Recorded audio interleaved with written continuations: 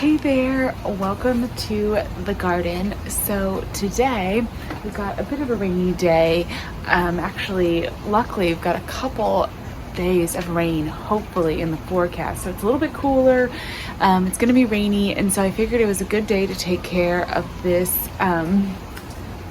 topiary that I've got, kind of a topiary. So this was actually an arb. You can see the little pine tree back there. That was one of those $5 arbs that I got just after Christmas for sale. It was just a basic cone-shaped arb. I cut it into a spiral topiary. The shape has kind of grown out. It's a little fluffy right now. So I'm gonna go take a look at it and see if we wanna keep it a spiral or just make it like two spheres or something. I need to kind of see how it's doing now that it's been growing in the landscape, and it's gotten pretty fluffy. So it's definitely time to give it a trim. Okay, so here it is. I don't know if you can really tell, but it is a spiral. There's a decent amount of shape, although it's kind of lost some of it, but I think I'm gonna try to keep it a spiral. So I'm gonna come in and basically just give it a little bit of a trim. It's gotten really long on top too. You can see it taking shape. I don't really need it to get any taller. I like the height of it right now, but I just want to clean it up because right now it doesn't look too much like a spiral. And this, knowing that we have a couple days of cool weather and rain coming up, should be really good because it won't get burned. Typically I probably would not do this kind of trimming in June here because we can often get really hot, especially if it starts getting dry. It has been dry for the last couple weeks. I didn't want to trim it because I didn't want to just stress out the plant too much. But since we're gonna have clouds, we're gonna have rain, hopefully that'll be good for it. So I'm just gonna go ahead and set up the camera. I wish I had a video of when I made the topiary. Maybe next year after the holidays, I'll have to get another one of these guys and show you how I made it, because it was actually fairly simple. Basically, I used the method of just wrapping a string around it and then trimming and following the pattern of the string to make the spiral. It worked super well. And then maintaining it is just kind of following that shape and trimming. Again, probably better to stay on top of it, but I'm just gonna take it slow and kind of just trim off little bits at a time, and then we'll just sort of see how it goes. I don't know if there is a preferred technique for something like this. Because it's an arb, it's not as tight of a growth pattern, so I like to just really kind of go slow. I'll do a couple of sort of like the big cuts first, I guess. Take off the side, take off some of the branches going along the sort of swoop or the curve of the spiral, and then just slowly work back in, taking off little bits, stepping back, taking my time, making sure I'm taking a minute to look at the overall shape from different sizes. I had this arb in a container first, and it was so much easier to prune it because I was able to step around it and look at it from different angles. But having it in ground, I'm limited a little bit by just at the space that I'm able to get in there and trim. But I'm not too worried about making it super tight. It doesn't need to be super formal. I just want it to be a loose kind of shape. So I think, here it is after. I think it looks a lot better. We're losing some of the growth in the middle here along the back. I may end up having to make this into, I don't know what they call it, like the pom-poms. I may have to end up changing the shape of it a little bit as the years go on, but I'm going to see if maybe I can get it to, to fill in that back little area there. But it's kind of the perfect rainy day task because I know the tree is just going to be really happy and healthy and rejuvenated. So that'll be good. The other rainy day task I'm going to do is cleaning out the container pond because my bog plant got knocked over again. I think it's the squirrels come down here to drink. I think they must jump on the pond or something. But I need to get the fish out of there and get the seaweed out. Rinse the whole thing out because it's a bunch of dirt now from the plant spilling, and just get that cleaned out and refilled so that it doesn't get all mucky and gross from the plant being in there. Kind of a disappointment. I don't know if I'm going to put that bog plant back in because it keeps getting knocked over. So I don't really want to, I just don't want to keep doing that. So I think I'm going to pull that out, and then we'll see what we're doing as far as time. I may, if I have time, do a little bit more pruning, deadheading, kind of, you know, good rainy day projects. So let's get the pond cleaned out. It actually still looks pretty good, so that's good.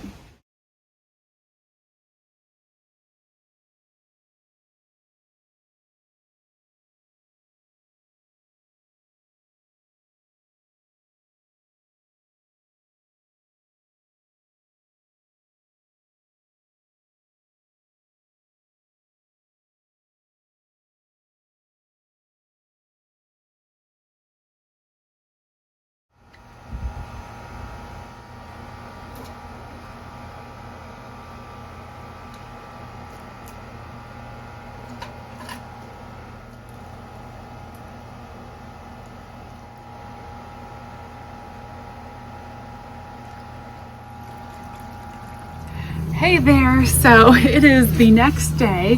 The rainy weather is just continuing, which is really nice. We had a couple weeks of very, very dry weather, so I am so glad to have some rain, but it means that there's not quite as much going on out here in the garden. Of course, I did have to go over to the garden center because when it's raining, I feel like it's a really nice time actually to go to the garden center. It's a little bit quieter over there, and you can see this time of year, there's so many things blooming. It's just so gorgeous. So I wandered around, looked at some of the perennials. There are some really, really beautiful flowers this year. So in general, all the annuals are just coming in and looking gorgeous. There's so many things still there, but then the perennials are pretty cool too. There's some really fun echinaceas that I saw. One in particular was milkshake echinacea, which I don't have room for. If I had any room for that, oh my gosh, I would have grabbed it for the garden. I feel like I'm actually pretty full. I really don't have much space left at this point in the season, so I didn't really get any perennials, but there were so many beautiful things. Gorgeous garas, some anise hyssop, just so many stunning flowers over there. I like to go and just see what's blooming at the perennial section at different times of year, because I feel like you get a kind of a sense of what's going to bloom. And if I ever have bigger spaces to do more in-ground perennial plantings, I definitely would just go out and, you know, pick up things that are blooming every couple weeks or so, to keep the garden really full of flowers. But of course I did grab a couple things because, you know, I can't go to the garden center and get nothing. So I think these are going to go in a container, but I just thought I'd show you really quickly. So down here we've got this really pretty straw flower. The sound of this, I don't know. Oh, it's a little wet, so you can't quite hear it, but straw flower is so cool. Let me see, where's the tag? Oh, there's no tag in this one. I don't know what the variety is. I tried to do some straw flowers from seed, and I just didn't give them enough space and enough light. So I went ahead and picked this up. It's kind of in more of like an autumnal sort of fall tone, but we're actually getting closer to that season. So I thought that would be really pretty. And then since all my basil just didn't get going, I got some sweet basil. I feel kind of silly getting a container of sweet basil when I have so many basil seeds. But yeah, I just wanted to have some. And then I got some more of this. I have some of this up in my window box, but this is a Pesto Perpetuo, really pretty basil. I think that's just gorgeous. So I wanted to get some more of that planted in this container that I have in mind. But they just smell so good. My whole car just smelled amazing driving home. I just, you know, love basil. Basil is one of those amazing plants. And yeah, the whole car smelled incredible. It was just lovely. So as I said, there's not a whole lot of things that I'm going to be doing out in the garden this kind of week, I guess. While it's really raining, I'm just going to kind of enjoy the fact that I'm not having to water all the time, and I'm gonna get out and prune. Yesterday my big project was fixing the container pond, so I got that cleaned out, and I just wanted to come out today and check on it. It was so sad. I think something got into it too. So something knocked over my bog plant, and then something also got in and I think got one of my goldfish, because I found one of him like outside of the pond and something had eaten. It was kind of awful. So that's a little bit of a bummer. I just emptied out the water, refilled it, checked on all the fish, filled it back up, and so there's no more dirt, because when they knocked over, something got in and knocked over the bog plant that I had in there, and so there was just dirt everywhere. It was super gross.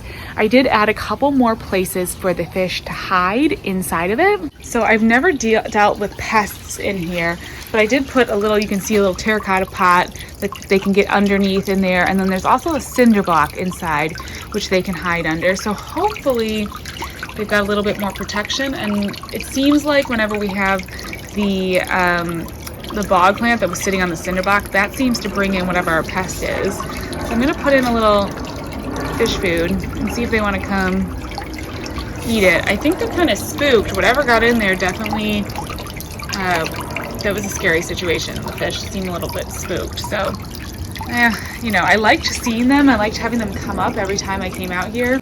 But maybe it's better if they're a little bit more shy and hiding out. Maybe that'll be a safer situation for them. I don't know, but it was just so sad to see what happened.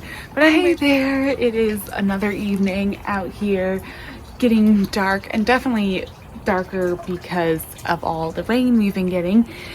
But it is nice to be getting a sweet, gentle rain, and the garden is definitely looking happy. I'm not sure what all projects I really want to get it done out here. I just thought I would take a quick look at some of the flowers. So many great blooms. It was so fun to get out to the garden center and see everything blooming, and now just to see all the blooms here in the garden. On the rainy days, I feel like the blooms start to kind of, you know, like especially the petunias, things start to look a little sad after this much rain. But boy, are all the leaves happy. You can tell these plants are really happy. I'm gonna pull the nasturtiums back from my Swiss chard a little bit and try to get a handle on what's happening in here. I could do some work and come in and probably clear out a little bit. Ooh, uh-oh. That's what happens with all this weather too. I could probably clear out, oh my gosh, some of the dead leaves. Let's see, hopefully I didn't just pull out all my Swiss chard. Okay, I do need to get those slugs off of there, but they definitely needed some air. Nasturtiums do kind of, oh my gosh, this one got unrooted. Well, we'll see what happens with this bed.